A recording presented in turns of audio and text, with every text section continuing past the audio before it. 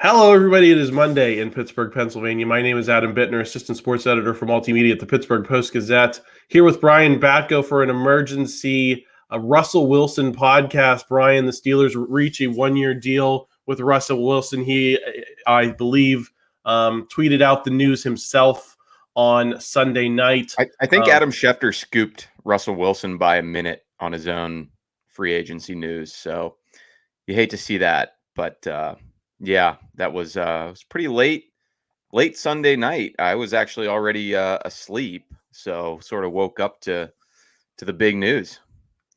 Yeah, this is normally Chris Carter's slot on Mondays, but because we anticipated something might happen, we published Monday's North Shore Drive on Sunday. So me and Brian are here to react to the Steelers deal. So we're going to get into all of that. Brian Batko, if you don't see my name Brian Batko is here. Yeah, I left the banner. I left the banner off so that we could see Brian's name here. It doesn't flow quite as well as Danger Russ Wilson, but it'll do for one show. Yeah, we'll get there. We'll get there. So we're going to talk about all this. Before we do, just want to thank our sponsor for this episode of the podcast, Pella Windows and Doors of Pittsburgh. There's no better place to get new windows and doors installed in your home than Pella, who can help you save on energy costs year-round. Schedule a free in-home consultation with your local Pella Windows and Doors to find the right product for your home and budget. Give them a call at 866-593-1560 to discuss your project further. That's 866-593-1560 to get started planning on your new windows and doors installation with Pella Windows and Doors of Pittsburgh. Brian, we've been saying on this podcast, on other podcasts for the last month and a half that we felt it was unlikely that the Steelers were going to make any kind of big splash in free agency, in the draft, in the trade market to try to get a quarterback to compete with Kenny Pickett. Believed that they were going to want to see what Kenny Pickett had in an offense that was not being run by Matt Canada. Yet here we are. Why do you think the calculus ended up being different than what we've been talking about for the last handful of weeks? Well, I don't necessarily know that the calculus was different, Adam. Maybe this was just a case of the Steelers moving in a way that they didn't let on publicly. And if that's the case, I'd say that's a credit to them. Why would you want the rest of the world knowing you're thinking in a business where the smallest of advantages can help you extract the most value, which is clearly what they did in this case with Russell Wilson. I did sort of mention as an aside on Thursday's show with Paul Zeiss that things have been so quiet this offseason with Kenny Pickett that it almost made me wonder in the back of my mind if he had been given an inkling by the team that maybe it's not quite as hunky-dory as they were spinning it publicly. Now I think we know either one, that was the case, or two, they've just been flying by the seat of their pants and got wind of Russell Wilson interest and vice versa, and it came together quickly. I tend to think with all the back channeling and whatnot that happens in the NFL that's probably not it. I have a feeling that maybe Omar Khan, Mike Tomlin and company were eyeing this more than they let on. But yeah, it is interesting now what this means for the offense, for Wilson, for Kenny Pickett. It's, Ray Fittipaldo wisely pointed it out in his story that's online now. It wasn't a throwaway thing for Omar Khan to say he has an obligation to try to improve this team by every avenue possible. And clearly they're doing that at quarterback. One through line of the last few evaluations they've made, aside from maybe the Mitch Trubisky, whatever went on there, but drafting Kenny Pickett in 2022, he was the first quarterback off the board and sort of fell into their laps at 20. And now Russell Wilson sort of falls into their laps for the vet minimum in free agency. Maybe they're acknowledging that it's very difficult to know for sure how to hit things at quarterback, but at the very least, they want to extract some value and give themselves some flexibility with spending on the rest of their roster and zig while the other AFC teams are zagging that way. Let's talk about, what kind of value might be there to be mined. Obviously, Russell Wilson's going to be 36, not a spring chicken, but, he did throw 26 touchdown passes last season. What do you think he has left in the tank, Brian? Because the way I look at it, I understand the skeptics who say he hasn't won anything in a while. He's pretty close to washed up. But I'd also say if you believed in Ben Roethlisberger and you talked yourself into Ben Roethlisberger pretty much at any point after his arm exploded in 2019, don't you at least have to give Russell Wilson a chance to show what he can do, because that's kind of where I am, because just the way things went with Roethlisberger and the belief that people had in him, when I think it was pretty clear in the statistics and in the zip that he had on the ball that he was probably done for a couple of years. That hey, Russell Wilson can still throw a deep ball, which I think puts you ahead of where you were in those last couple of years of Ben Roethlisberger. Broadly, yes. On a more granular level, I think there's probably an argument that could be made. So much of Russell Wilson's game and what made him great was predicated on his mobility and his freelancing. And has that declined too much at this point in his career? Or was it just not a good fit for what Sean Payton wanted to do in Denver? I think some of both of those things could be true. But generally, yeah, I mean, it does sort of put the Steelers back in a very familiar position where they were with late stage Ben of, okay, we've got this Super Bowl winning future Hall of Fame quarterback who's we're going to trust to lead to the promised land. And Ben was kind of game manager, caretaker, whatever you want to call it, by the end of things. I mean, he had moments, the near Vikings and Chargers comebacks for sure, where he looked like his vintage self. But yeah, by the end, it was a lot of dump offs, a lot of short passes, taking what the defense gives them and thinking the game more than playing it the way he used to physically. I think that's kind of got to be the MO now for Russell Wilson. And there are a lot of schematic similarities with what's excelled for him and what Arthur Smith has been good at in his career. Obviously, run first philosophy and then play action off of that. I believe the Broncos and Falcons were both top 10 in play action usage last year, which was sort of another thing in the back of my mind. Made me think maybe this idea of Russell Wilson to Pittsburgh is not that outlandish, in addition to his off the field connections here, as Jerry Dulac has outlined in a couple stories since the news first broke of them having interest in Russ. So yeah, I mean, it is a different trajectory now than sort of putting your eggs in the Kenny Pickett basket with a rookie.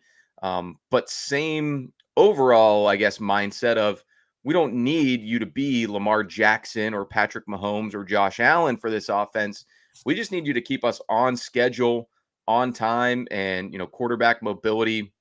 We know Mike Tomlin's been beating that drum probably since Russell Wilson ran all over them in 2019 and extended some big plays for the Seahawks back then to beat the Steelers at what was then Heinz Field, now Acrisure Stadium, in the game that Ben Roethlisberger first injured that right elbow. So yeah, I was thinking about a lot of those things over the last 6 to 8 hours or so since I've been awake, or maybe it just feels that long. But yeah, it's not something that I anticipated. To go back to what you were talking about at the top there, I would have probably bet on Mason Rudolph returning and running back that whole circumstance. And if not that, I would have thought Ryan Tannehill because of the Arthur Smith connection. But Steelers going for a bigger swing. And the only thing that I sort of question, while you can't poke any holes in the financial ramifications of it, if you were going to do this and shed so much doubt,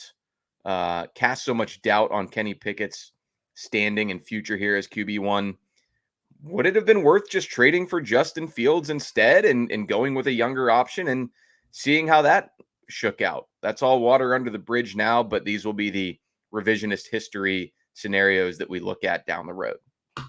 Yeah, I think those things are going to be interesting to talk about, especially as we see what happens with Justin Fields, where he ends up, whether he stays in Chicago, backs up Caleb Williams, ends up starting somewhere else. I think you're going to have that comparison going on one screen, on another. If Mason Rudolph does get a chance to start in this league, I think you're obviously going to have a situation kind of like you did with Josh Dobbs last season, where you're watching and saying, hey, this is what the Steelers did have.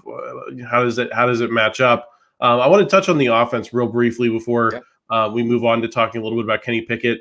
We've talked, pretty much since Arthur Smith was hired, about how that Titans group with Ryan Tannehill, Derrick Henry, how that was kind of the template for the Steelers offense. But now that they have Russell Wilson here, now that he has that, ability to kind of create things with his legs, are the Super Seahawks that he, led to Super Bowls maybe the better template for, where the Steelers offense might go? Or do you still look at what Arthur Smith did in Tennessee and say, that's probably a better base of what he wants to do, and then maybe Russell Wilson can add some dimensions off of that.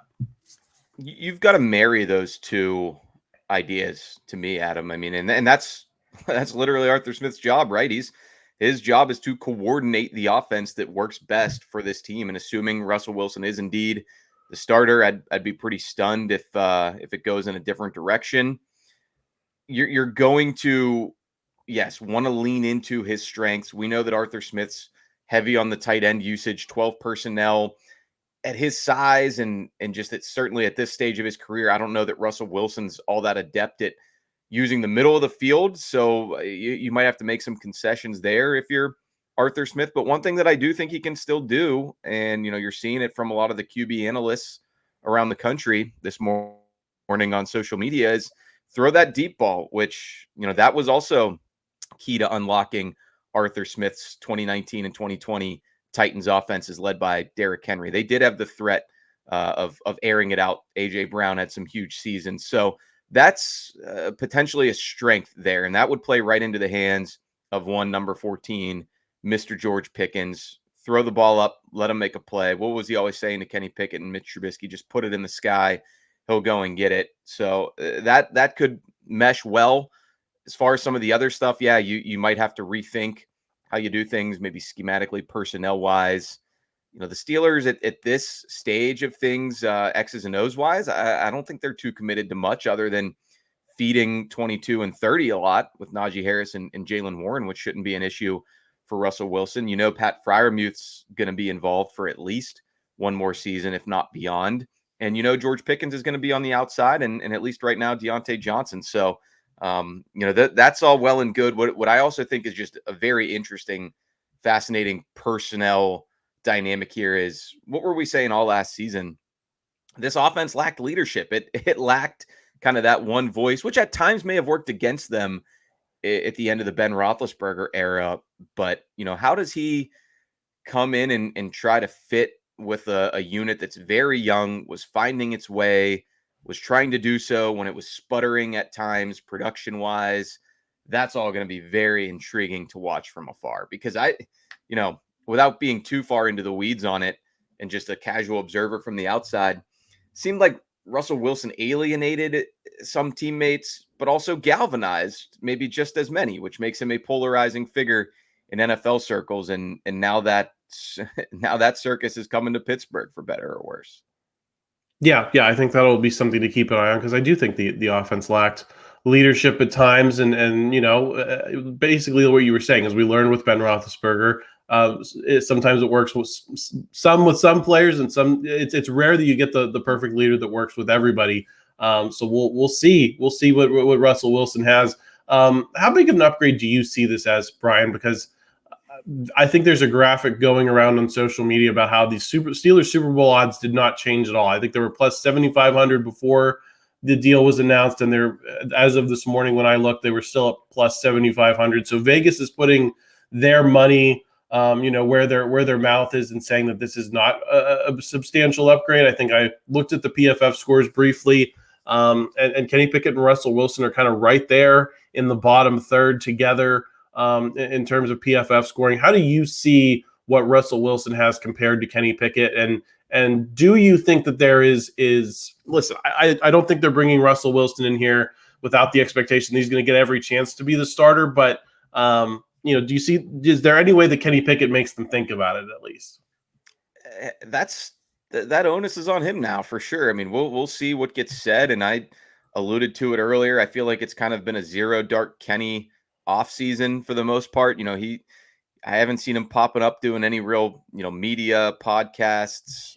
It was around this time last year that there was kind of a big to-do about him organizing all the fellas down there in South Florida and having a throwing session with George Pickens and Najee. And, I think Mitch Trubisky was even there as well, Calvin Austin, Connor Hayward. So you haven't heard about any of that. And maybe he doesn't feel like that's his place to even be doing that now. Certainly it's even more in flux with this news. Is it a seething behind the scenes Kenny Pickett who's going to come back better than ever? Or is it going to be a checked out, you guys have clearly given up on me, Kenny Pickett? I don't know. It's a really tough spot for a third-year guy to be in, even beyond all the local connections and, the dyed-in-the-wool Pitt fans and Kenny believers who will still have his back. With the Steelers, you got to, just follow their actions a lot more than you follow their words. To answer your question about an upgrade, Adam, I think Russell Wilson upgrade over a lot of what we've seen from Kenny. There were no doubt some discouraging moments and a couple highs in his second season in the NFL. But I'll tell you what, I don't even know that.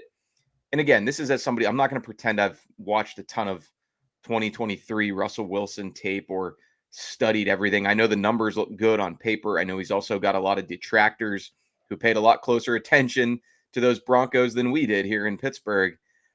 I think the quarterback play the Steelers were getting from Mason Rudolph in those last 4 games, I don't know that this is going to be a huge upgrade even over that. Now, I think Mason's probably going to go sign for more than the vet minimum.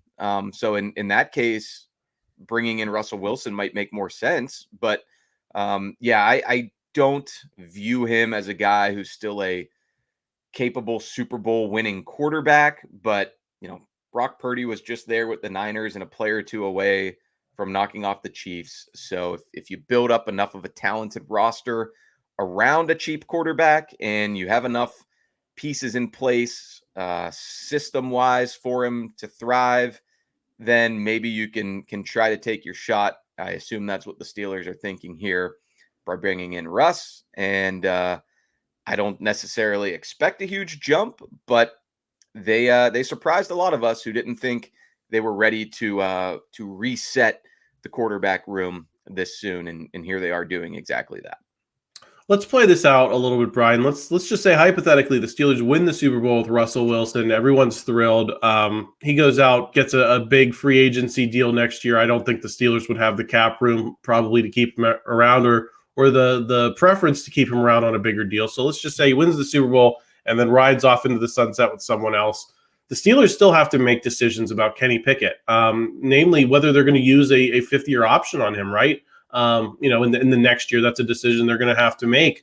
How do you view this deal in terms of the big picture for Kenny Pickett, not just the what's ahead in 2024? Well, unless these guys go to Latrobe and Kenny blows away Russell Wilson and ends up as QB1 again, you're expecting Russell Wilson to start, Kenny pushed to the bench, and if Russell struggles, who knows? But if he plays great, or even just play it like in your scenario, or if he just plays okay and keeps the job for 17 games and maybe a bonus postseason game, you're not going to have another year to assess Kenny Pickett. I mean, you'll have practices, you'll have training camp, you'll have preseason games. You're probably not picking up that option, and that's the the rock and the hard place that he's in, and that would lead me to think you're going down the road of a Zach Wilson who is in no man's land requesting a trade with the Jets. You're going down the road of a Trey Lance who got dealt for not a lot to the Cowboys once the Niners found their guy, albeit a younger one. You're going down the road of a Mac Jones who actually has been traded already from the Patriots to the Jaguars for a mid to late round pick. So yeah, it's difficult for me to view this as anything other than the Steelers cashing in their chips on Pickett. But hey, these are all theoretical things that we're discussing. Plenty can and will happen on the field that could change the results and the outcomes for both of those guys and obviously the franchise. But at least right now, when you bring in somebody like Russell Wilson, you're not doing it to be the mentor, teach Kenny Pickett the ropes. Russell Wilson himself has been on podcasts lately saying he thinks he's got a lot of good football left in him, wants to win more Super Bowls. So something's got to give there. And maybe there's more that we don't know percolating behind the scenes from the Pickett camp. Who knows what they might be wanting or asking for at this point. Like I said, we haven't heard from Kenny. He's kept a very low profile this offseason. Perhaps now we know why. With that in mind, Brian, how much runway do you think Russell Wilson has to struggle here? Obviously, we saw, 5-6 games into the Mitch Trubisky era. They benched it at halftime of game 4. Oh, right. Yeah, didn't even make it to game 5 or 6. So gave up on Mitch Trubisky pretty early. Now you bring in Russell Wilson, who has a lot more polish, but if it's not there after 4 or 5, 6 games, Brian, do you think that you could find yourself in a similar situation where the Steelers are like, all right, now we got to know what we have in Kenny Pickett before we make some of these decisions in the offseason? Or do you think that they're saying, this is Russell Wilson and we're going to ride it out pretty much regardless of what happens early on? I don't think you have to do that because the deal is so cheap that what do you really have to lose if you bench him a month into the season because he's just not really clicking with Arthur Smith's playbook, or he just doesn't have it physically anymore. I mean, I think a lot of the tape from last year, it's not painting that bleak a picture of his physical capabilities at this point in his career, but you never know until you see it. You guys can fall off a cliff in one off season, I suppose, and there's just a lot of other moving parts there. Be playing, in the elements as well. If you get to November and December football, I mean, shoot, looking out my window right now at the snow on the ground, you never know in Pittsburgh. It might hit in October, but yeah, I mean, there are going to be a lot of considerations as far as that goes, and unless something changes drastically, you will have a first round pick sitting on the bench behind him that you could insert and go to. But how do you manage and massage all those personalities and egos involved? That's why Mike Tomlin's going to be earning his money at this stage of the game with the quarterbacks there in the Steelers locker room. I'm also intrigued, fascinated by, is Russell Wilson going to be a captain? Is he going to be viewed as somebody who's taken on that leadership mantle? We don't want to say he has 52 kids under him, but he will be a Super Bowl winning quarterback, an accomplished, decorated guy, by far the most of anybody on that offense. So those will have to be in the back of your mind too once you get way down the road of those hypotheticals. So yeah, I don't think you're committed to riding it out because the money is so cheap, but there might be personality dynamics there that make you a little bit more committed to seeing what you've got. Brian, let's eulogize, I suppose, Mason Rudolph in Pittsburgh and the long, strange trip it has been for him, apparently at an end. Why do you think that they didn't want to see, whether he could build on those last 4 games of last season? Was it those personalities in the room? We've heard talk about how there's preference among some of the receivers possibly for Mason Rudolph over Kenny Pickett. Is that just a situation that they could not invite and that they had to go in a different direction?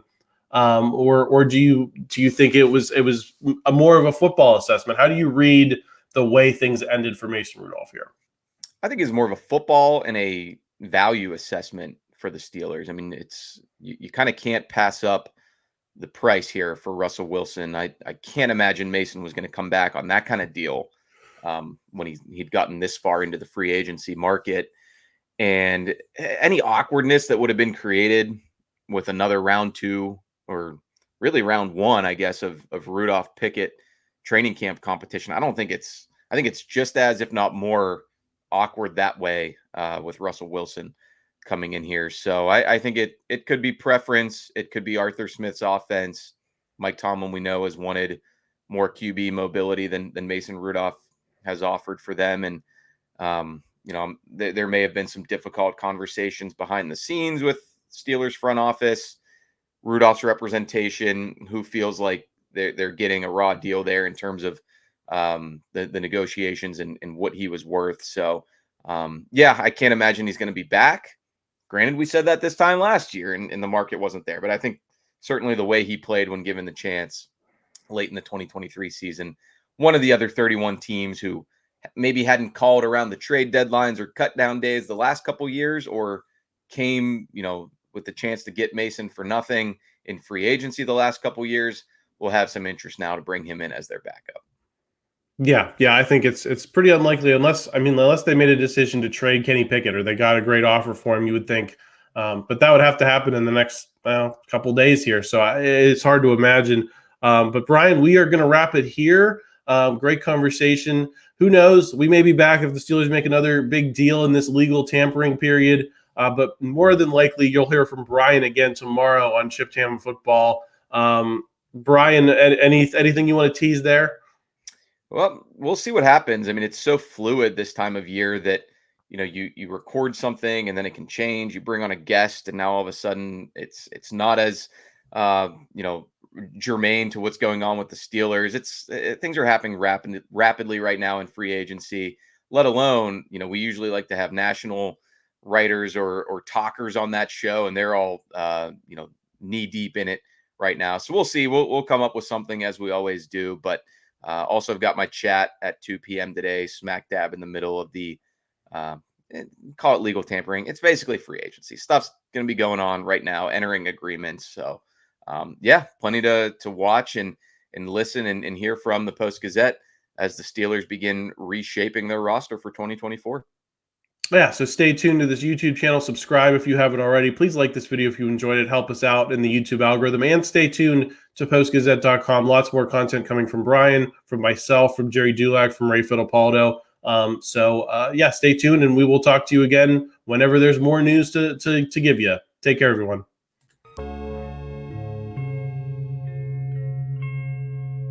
Thank you for checking out this content from Post-Gazette Sports. If you watch this video on YouTube, please like the video and subscribe to our channel.